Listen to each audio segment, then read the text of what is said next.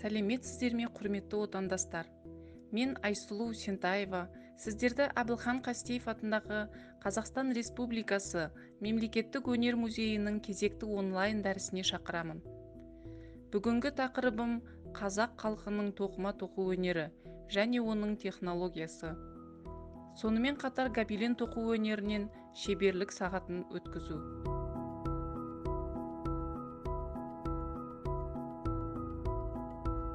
Сәндік қолданбалы өнерінің бір түрі тоқымашылық өнері. Ол Қазақстанның барлық аймақтарында көнеден жақсы дамыған. Қазіргі күнде біздің елімізде тоқыма өнерімен айналысатын шеберлеріміз көздің қасы.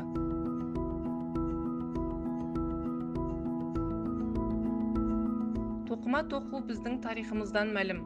Сонау біздің заманымыздан бұрынғы 5-6 ғасырларда пайда болған. Бұл жайтты айғақтайтын Қазан төңкерісіне дейінгі және Екінші дүниежүзілік соғысынан кейінгі 1949 жылы Қазақстан территориясында қайта ұйымдастырылған бір топ археологиялық қазба жұмыстары Таулы Алтай өңіріндегі Пазырық қорғандарында және Нойын Ұлын қорғандарында табылған кілемдер.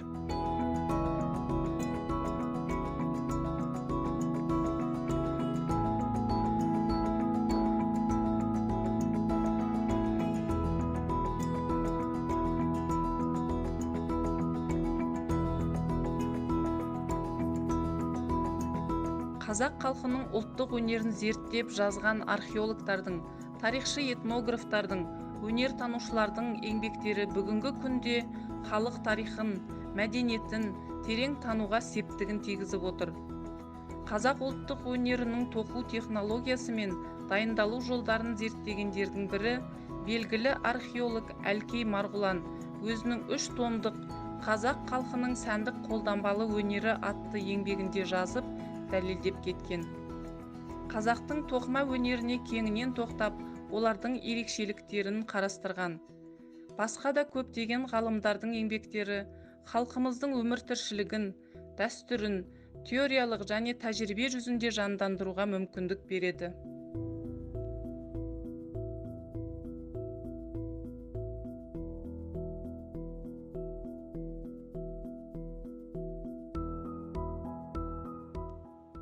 Тоқыма өнері ерте кезден қазақ тұрмысында киіз үй мүлкінің бірі болып есептелсе, қазірдің өзінде де маңызын жойған жоқ. Тоқыма заттарының үй тұрмысында ұзақ тұтынылуы, оның өте беріктігі мен төзімділігіне байланысты. Қолдануға төзімді, оңайлықпен тозбайтын, жыртылмайтын, шаң тозаңнан тез тазартылатын, ылғалдылық пен құрғақшылықты елең қылмайтын аса бағалы мүлік. Жолшылап жүрген адамдарға тоқыма бұйымдары ерді де, үйді де алмастырған. Ат үстінде тоқым, жерге төсесе төсеніш болған. Шығыс елдерінде тоқылған бұйымдар тұрмыста ең басты бұйым, өнерде шығармашылық, адамдар арасында ең күшті сыйлық болған. Сату, немесе сатып алу қазақ дәстүріне жат нәрсе деп есептелген. Әр үйде өз станоктары және өз тоқымашылары болған. Тек біздің дәуіріміздің 3 ғасырынан бастап Парсы және Кіші Азия елдерінде кілемдерді сату басталды. Сауда-саттықпен бұл шығыс қазыналары жібек жолы арқылы батыс елдеріне де жеткізілді. Бірнеше жылдардан кейін Европаға алып кірілді. Қазақтың сәндік қолданбалы өнері қазақ халқының өзіне ғана тән мәдениетін, әдет-ғұрпын, салт-дәстүрін және де дарынды дана халық екендігін кеңінен айқындайды.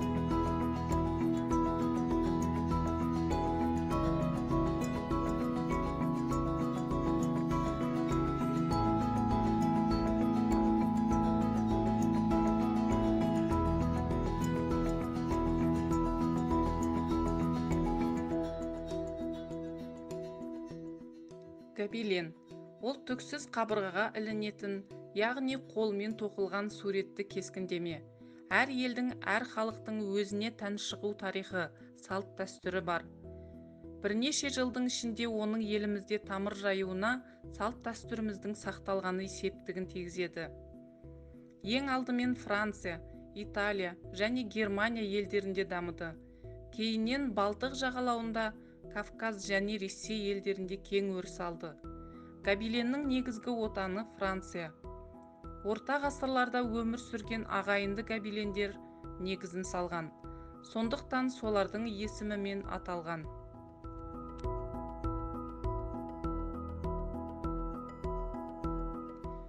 Қазақ гобелен өнерін дамытуға үлесін қосқан шеберлеріміз де аз емес. Олар Құрасбек Тыныбеков, Қанафия Оспанов, Әлібай Бапанов, Сәуле Бапанова, Батима Заурбекова, Күлипа Жұбаниязова, Лиза Калимова, Ирина Ярема, Раушан Базарбаева, Мәлік Мұқанов, Гүлнар Жұбаниязова, Гүлшат Жураева және тағы басқалары бар. Әр гобеленші өзіне тән стилі мен техникасын қолданады. Бұл шеберлердің еңбектері Қазақстан Республикасы Әбілхан Қастеев атындағы өнер музейінің де қорында сақтаулы.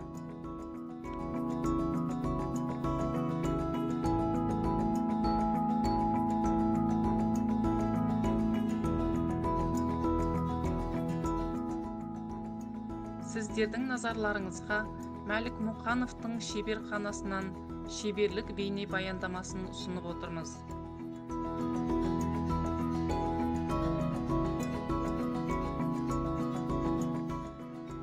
Гобелен тоқу үшін біріншіден эскиз жасалынады.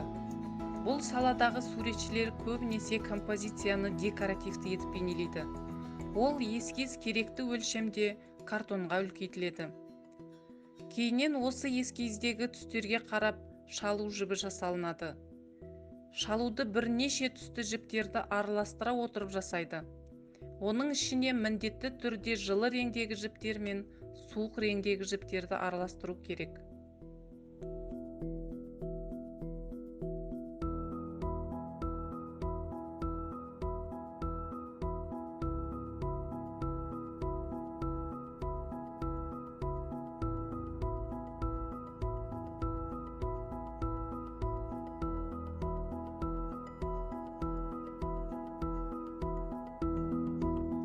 Шалу – тоқуға арналған түрлі түсті колер жібі.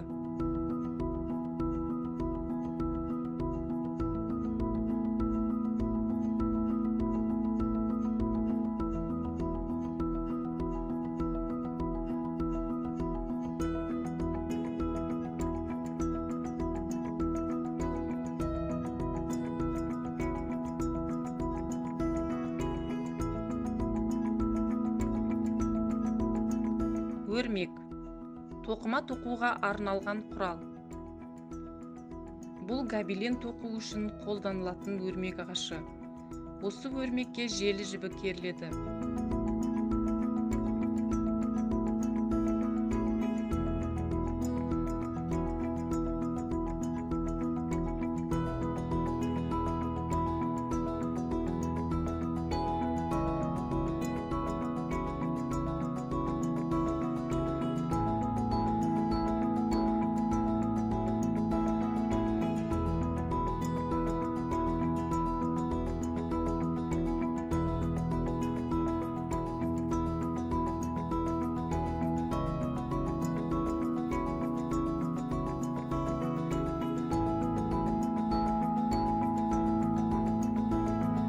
Қазақ халқының тоқыма тоқу технологиясы сайып келгенде сонау қола дәуірінен қамтиды.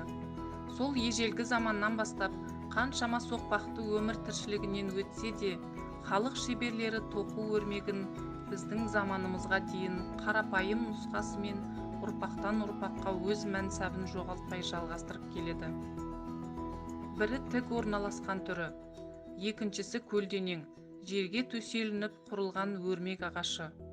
Бұл екі өрмек ағашының көлденең орналасқан түрін Қазақстан аймақтарында кеңінен қолданған. Ал тігінен келген өрнекті көбінесе солтүстік батыс аймақтарында кездестіреміз. Қазіргі кезде кілем, гобелен тоқу өнерімен айналысатын шеберлеріміз қолданып жүр. Салыстыра қарағанда тігінен орналасқан өрмектің көлемі шамамен 3 метр көлденең 3 метр биіктігіне қарай құрастырылады. Бұл төрт бұрышты өрмек ағашының екі жағын мықтап тіреп, немесе жерге қағып тастайды. Өрмектің желі жібін тартқанда, немесе тоқпақпен соққанда қимылсыз тұру керек. Бұл тік тұрған өрмектің көлденең өрмектен айырмашылығы, бет жағынан бастап керген желі жіпті артқа асырып, өткізіп бет жағына қайта оралу процесінде керіледі. Мұның бір тиімділігі 4-5 метрге дейінгі ұзын гобеленді сыйдырып, тоқып шығуға болады. Желі. Тоқу өрмегіне керілетін жіп. Гобеленнің желі жібі орта есеппен 10 сантиметрге 18-21 жіп шамасында өткізілуі керек. Композиция қиын болса, желі саны өсіп отырады. Бір жағынан желі жібінің жуан жіңішкелігіне де қарай есептелінеді.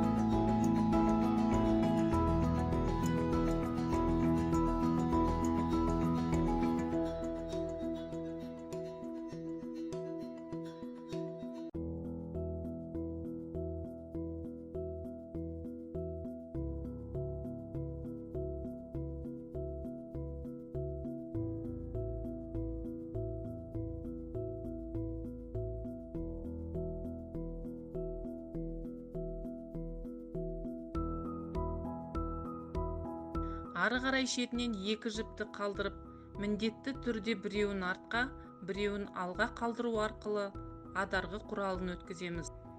Адарғы. Бұл үстіңгі желі жіптері мен астыңғы желі жіптерін ажыратып тұратын ағаш құрал. Осы керілген жіптің басқы жағына бір жіпті алға, бір жіпті артқа тастап отырып, картон өткізіледі.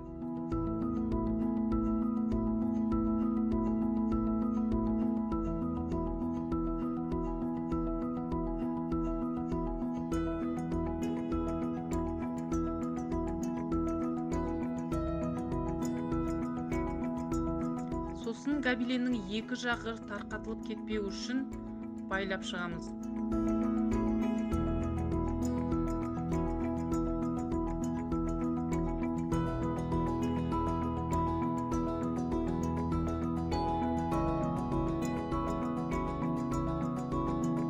Адарғының арғы бетінде қалған желі жіптеріне күзу салынады. Ол тоқу процесінде арғы жағында қалған желі жіптерін алға қарай тартып шығару үшін қажет. Күзу. Станокқа керілген желі жіптің үстіңгісі мен астыңғысын ажыратып тұратын жіп.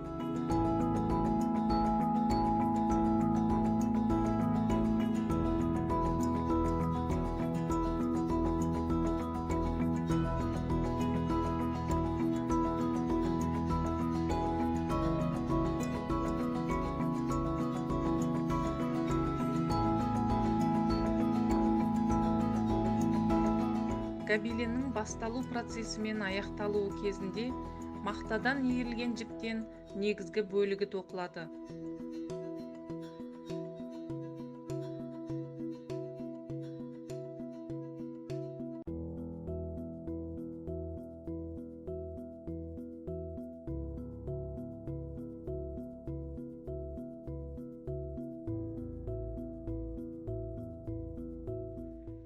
Осы тоқылған негізгі бөлігіне картон тігеміз.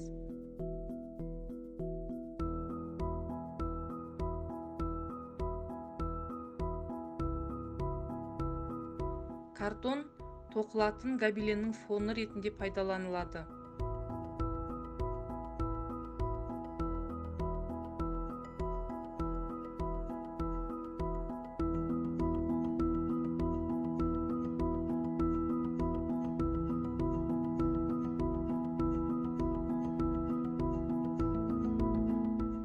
Біз кілем шетін тартып байлағанда жіп өткізуге және тігуге қолданылатын құрал.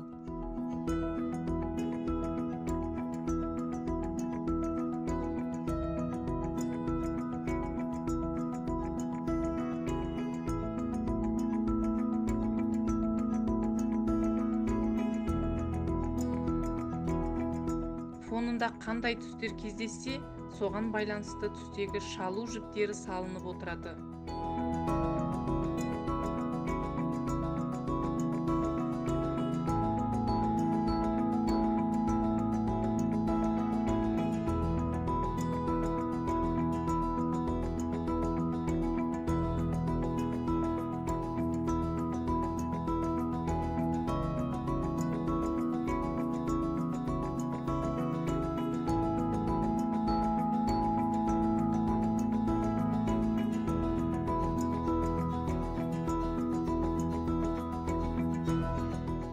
Тоқпақ.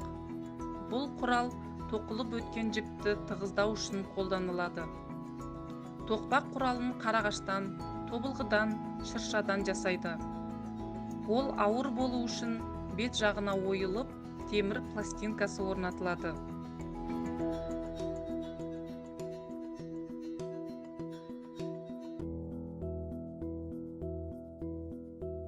Қайшы. Тоқыған бұйымның жіптерін қиятын құрал.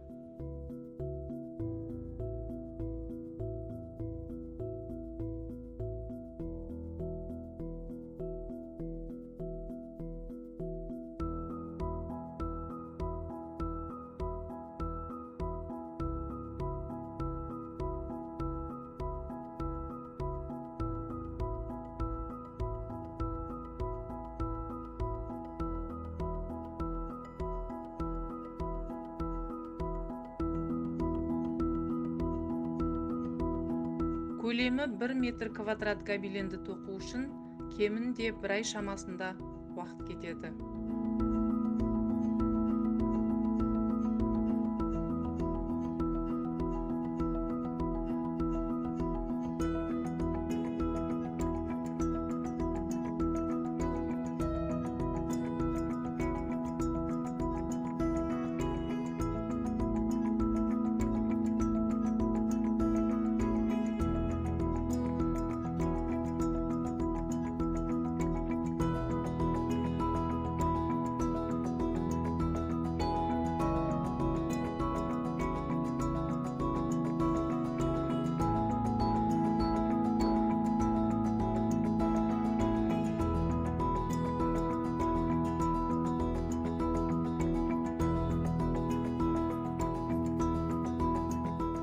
Дәріс сағатын тыңдағандарыңызға көп рахмет.